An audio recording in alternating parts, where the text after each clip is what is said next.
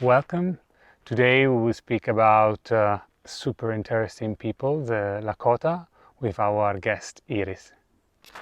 And I would like you to introduce by yourself. Thank you.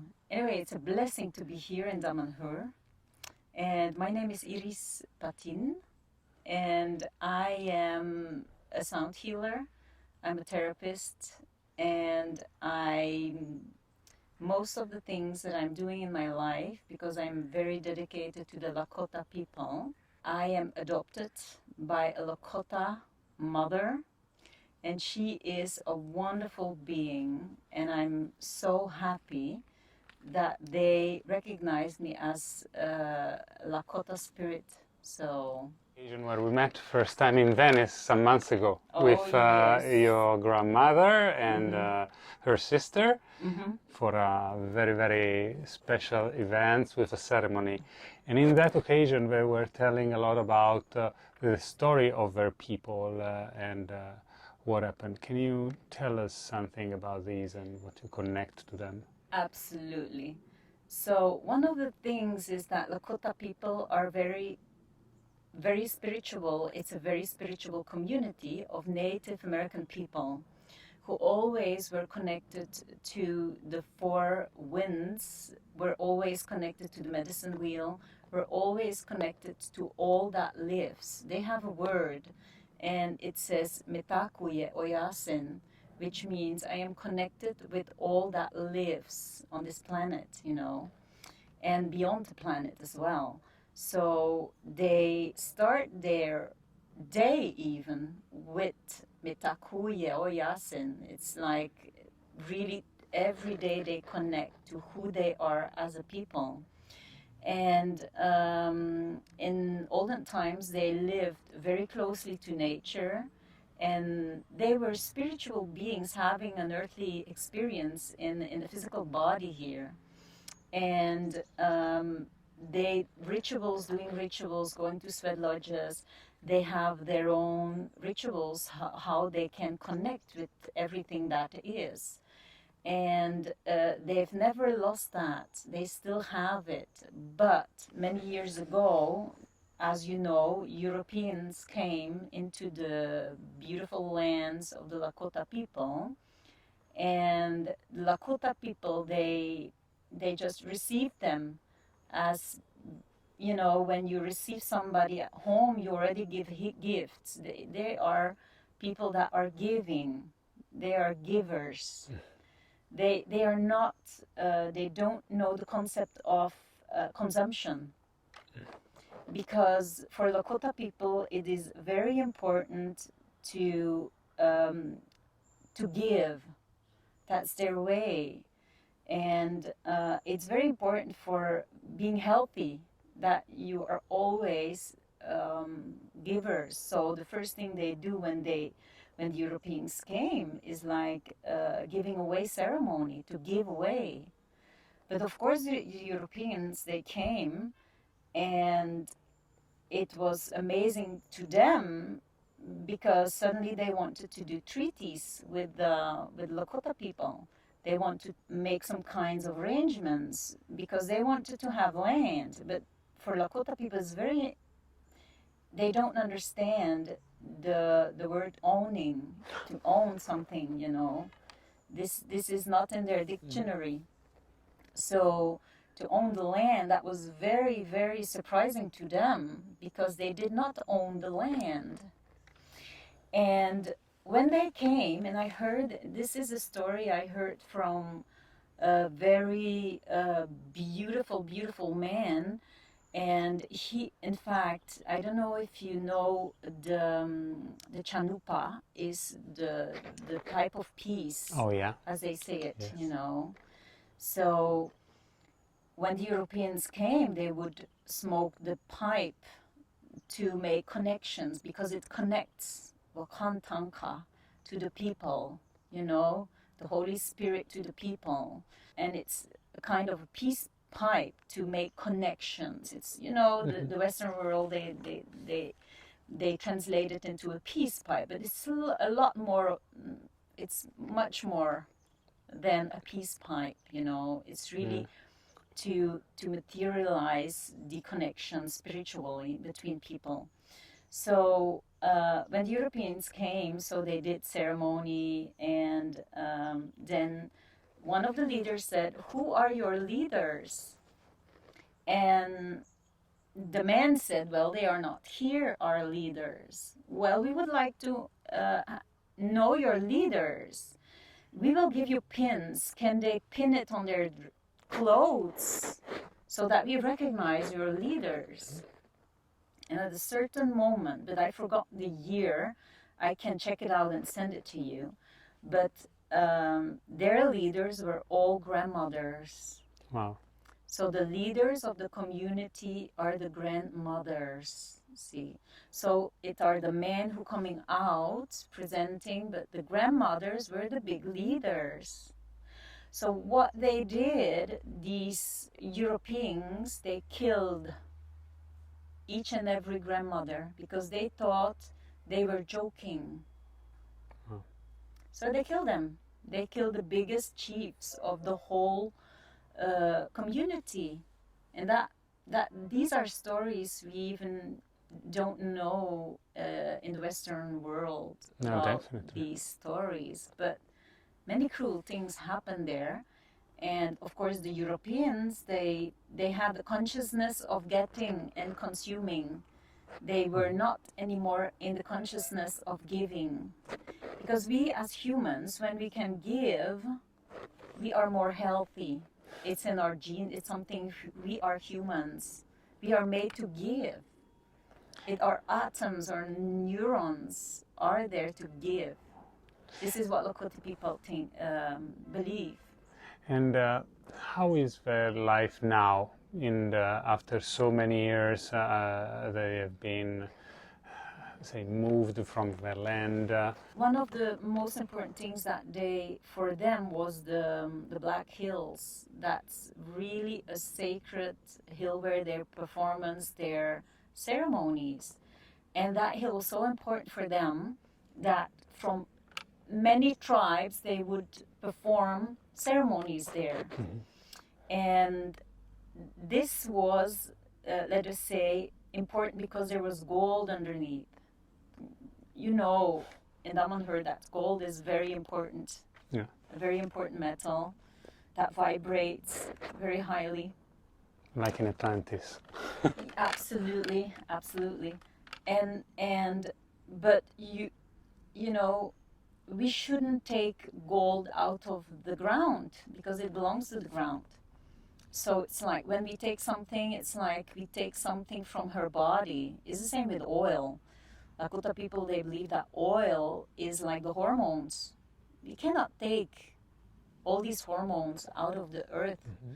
And as people, so we should give to her because she's in a big transformation. So it's very important that all the minerals stay in the ground because they have a certain function for the earth as she's moving on into another being. And so of course, the Europeans came and they made treaties, so to say, listen, you can have your Black Hills, but the rest we will take. And the main cause was, to be honest, was the Pope who declared, and he stated that Native Americans, all Native Americans were beasts that could walk and talk. That was a big mistake, terribly, from the Catholic Church, because they put it on the Bible. All the rest, because they are beasts, they took all the land. They took all their lands, and they put these people into reservations on the Badlands. And Badlands, the name says it, are lands that are very poor lands that you cannot, it doesn't grow many things to eat. So they were kept in reservations, like in concentration camps, what they did with the Jewish people. So many, the Europeans, they began to civilize these beautiful people, and they put them, the little children, in boarding schools. They didn't have the choice. So all these children were put in the boarding schools where they could not speak their language anymore. If you cannot speak your language, because speaking the language, like singing songs, is to connect to their spirit. Yeah. And they couldn't do that anymore. So that was these children were all traumatized because they were away from their moms. And in their society, it's a community where people should live together, where the little children should be with their grandparents, where you cannot put one of the community outside in another culture. That's really painful, because it's like you are ripping apart the spirit, because they live with their spirit in their spirit body, if you understand what I'm saying. Yeah. It's like a collective. They live in community. They share a collective spirit. So which means that if you take one child out of their collective spirit and you put it in some spiritless, Catholic boarding school where they cannot even speak their language. I know horrible stories that I known of testimonies of my people that were they could not speak the language. Some people were cut their tongues. Horrible things happened, to be very honest. But now, and they always say it's 7 generations that the trauma goes on. Now we are in the generation that it's going to be okay, because many youth now is coming out of the trauma. So many people are healing now in a very fast to say. And that comes, of course, with the colonialization, or how you say it, because my English is not so that's good. fine, it's clear. Colonialization. We are in a time period that we are decolonizing. It's very important that we should, there should be a decolonization all over the world, because in fact we are one spirit. We should take back that part to be in that beautiful human spirit, that we are not disconnected from that human spirit. And this is what also Native Americans think, that we are about to leave the old timelines and we are coming into a new era of the new earth, because the earth is already being born spiritual, but now it's manifesting through all of us. We are the same, to be honest. We share the same spirit. Whatever religion we have, whatever communities we are in, every community is coming together now because we share one spirit. And this is the new earth. We cannot, how do you say that? If she decides to just, move her tail, she can move us out. She doesn't need the humans, to be very honest, because when we saw in period of COVID, she's doing very well. Nature is very well. Yes, doing definitely. very well without the humans. The more we live on this beautiful planet, the more we love her, the more we love ourselves. And it's about giving. What can we give to this planet? What can we be at service for her? They do ceremonies. Why do they ceremonies? It's for the earth. They don't do meditations for themselves to be a better human. No, they really dedicate their work. What can I be at service for this beautiful planet?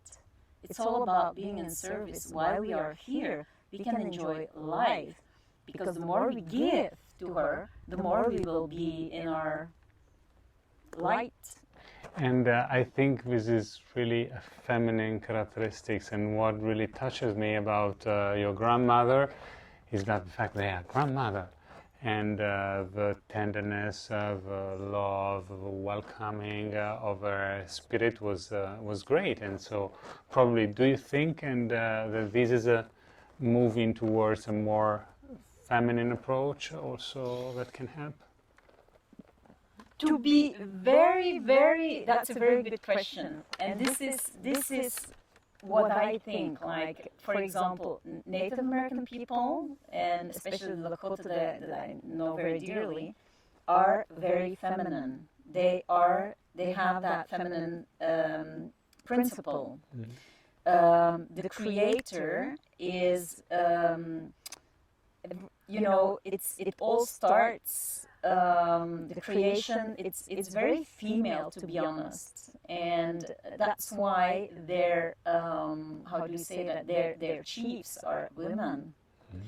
They're so-called, because we talk sometimes about Jesus or the Essenes, or but there they talk about the white buffalo calf woman. Their Jesus, their Buddha, 2,000 years ago is a woman. Where do you find that? It's unbelievable. She's a woman. So, and it's very important that the balance comes back towards, the female has been suppressed in so many ways, even in the I got other awful stories, but I will not tell them, about women being adopted and raped in the tribe and stuff. But it's all over our world. We in the Western world, we are in, but this is, I think it's finished now, but we were in that patriarchy. But we think that that's done already. We have to come towards the balance between male and female, but it starts within our hearts already. But I can tell you, when I go home and I with my mother in the Lakota, well, I feel very, very honored as a woman there. They really honor my spirit. Here is different. It's very different. We are more, if we go in the cities, we are consumed as women. Yeah. There, I've never been consumed there. And that's an awareness that we are not aware anymore. If you look at television programs, we look at movies even, how the male dominant culture has been ruled for many years, and that is despite the nature, because the nature has suffered most of it. Because in the Western world, it's only 1/4, to be honest. It was they would talk about the mental queendom and the mental kingdom, or the mental kingdom. So they see Europeans as the mental kings and queens, to be honest, because they believe in the medicine wheel is like a methodic that we have 4 races on the planet. And the Western world, where we are at now, in Italy, Europe, the Europeans are the mental queens and kings, because we developed our mental body so much, you see. Yeah. And then we lost a little bit the belly. And the belly is what feels, and what feels the nature, what feels the rain, what feels what the boars wants in the woods. This is Arduina, is like a goddess, and this is in the Celtic religions, they say the boars is the Arduina. What does Arduina is telling to us? That's a very female principle. So we will add in the links of this video some reference to the website that you showed us about the Lakota projects there. A very, very nice project that her grandmother with her sister and many others are creating to support the culture and the children of the Lakota people. Because that's very important, is the children, because they are our future. And what we are doing, we have this program where we get the children from the streets And my mother, my Ina, she created, and her name is Barbara Dullknife, and she is a descendant from a very big chief, Dullknife.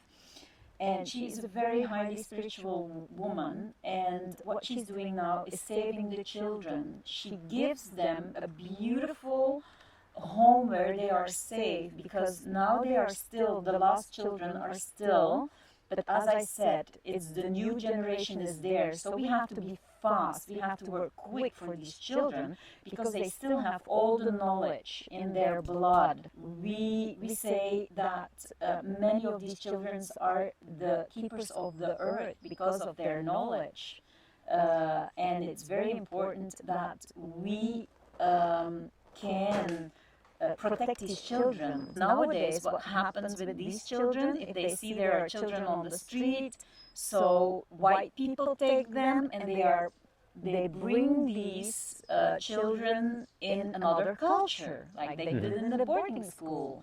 But now, what happens is my mom takes these children with her in her home and teaches the Lakota language, because she's the only one who knows the old language. We have the Lakota language, but then we have the sacred spirit language. And she knows that language, and this is what she's now teaching to the children, and they are going back, and she leads them into the red road, as we say, to the good path of well-being and a spiritual life. So it's a really beautiful project where the children are loved by all these women who know the culture, who are Lakota. So they are raised by people of their culture. And I'm so happy she does that. So now she has one school. It's not a school, it's really a home. She gathers the children home in a safe place. Because when they are at the reservation is very poor. Sometimes they don't know if they will have food. So, but they are very integer. So many children, some children have parents that are dead. And sometimes these children are surviving, and they just are breaking a house where there's sometimes the houses are closed by the government, because there was a deceased or a person that's dead. The children will break it open, and they will live there for months and years without nobody knowing. So that's why we have very nice, good people who are sometimes driving around in the rest to see if they can gather children, so that they have a safe place. And that's a really beautiful project, but that's the only one that exists. But I'm talking about the Pine Ridge Reservation. Yeah. That's the poorest reservation, and that's these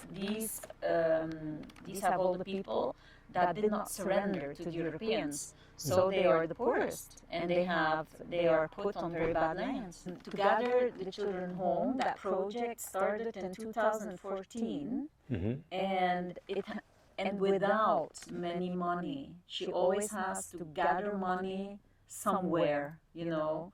Her whole budget goes into the school. Sometimes I go there, and from the government, they put out the fridge because they did not pay electricity, for example.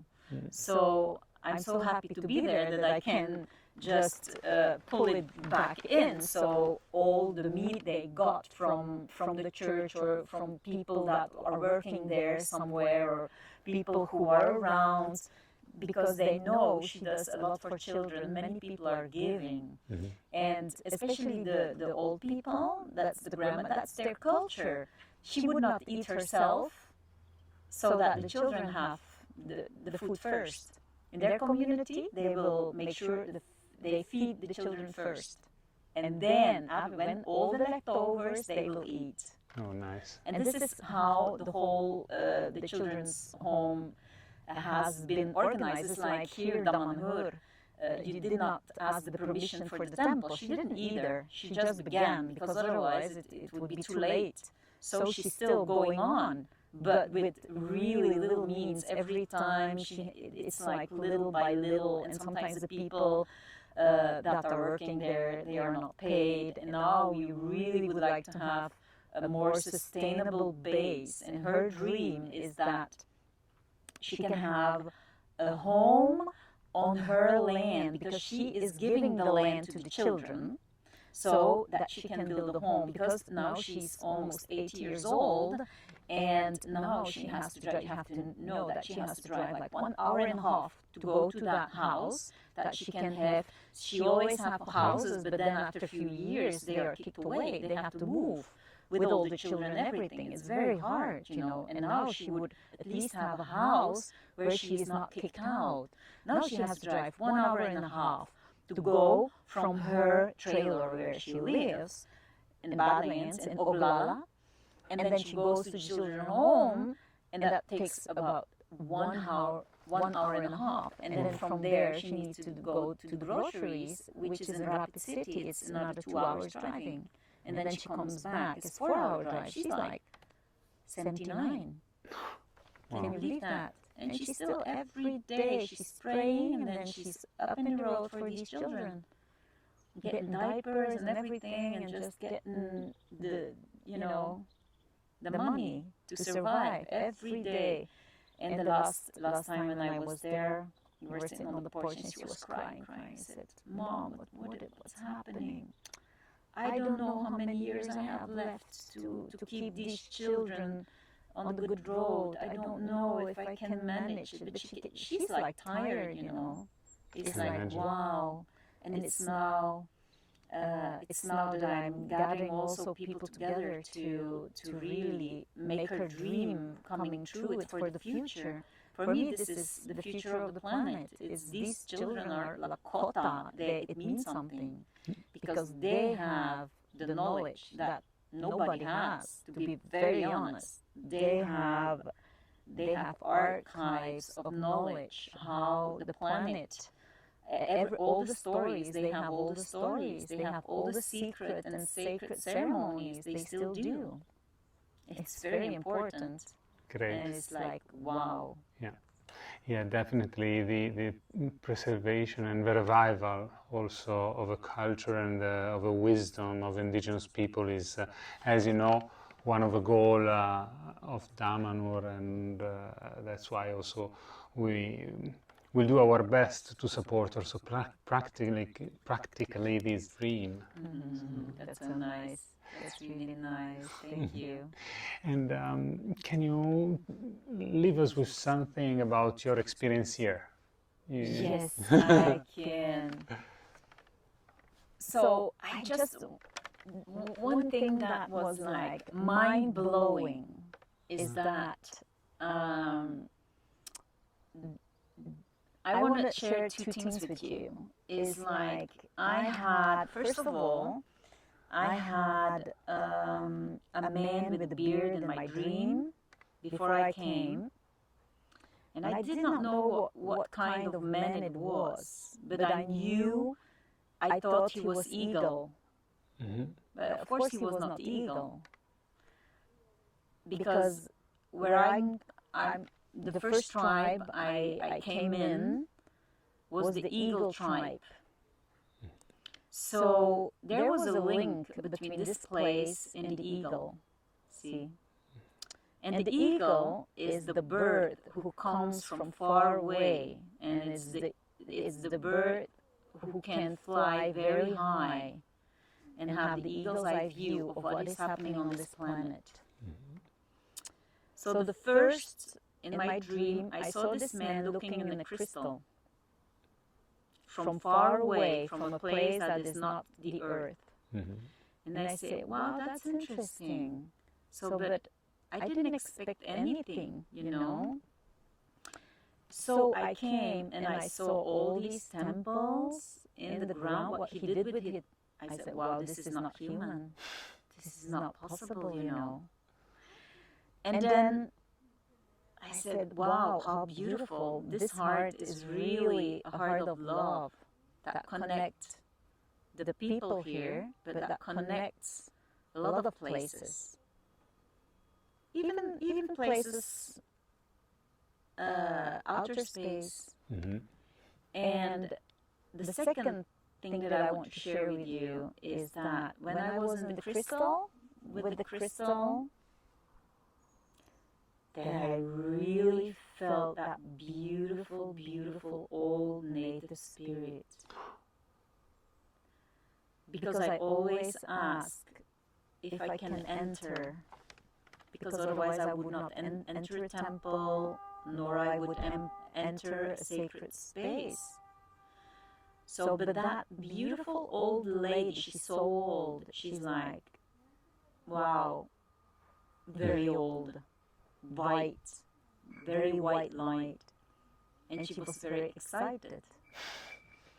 So I was very happy that it was an honor for me to be with her in your beautiful crystal spiral.